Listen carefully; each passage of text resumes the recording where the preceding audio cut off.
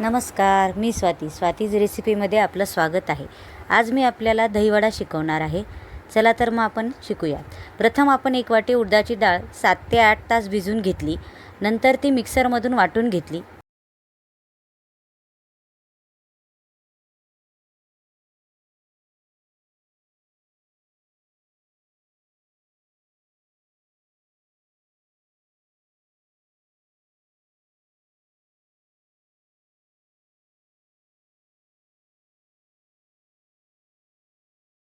थोडासा कढीपत्ता अशा पद्धतीत पेस्ट करून आपण ती त्याच्यामध्ये टाकलेली आहे।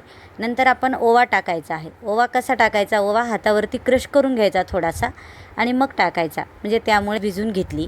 नंतर ती मिक्सरमधून वाटून घेतली। त्यामध्ये मीठ, हिरवी मिरचीची पेस्ट, कोथिंबीर आणि थोडासा कढीपत्ता अशा पद्धतीने हे मिश्रण चांगले फेटून घेणे व याचे चांगले वडे तयार करून घेणे। ते चांगले तेल तापले की त्यामध्ये ते तळून घेणे। सर्व वडे तयार झाल्यानंतर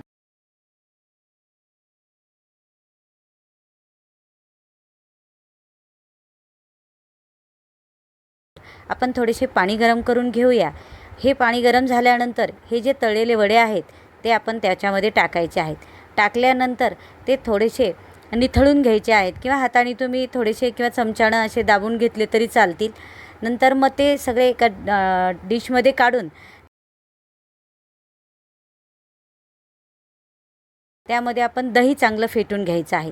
दही चांगलं फेटताना त्या फेटलेल्या दह्यामध्ये थोडेसे मीठ आणि साखर चवीनुसार टाकायची आहे।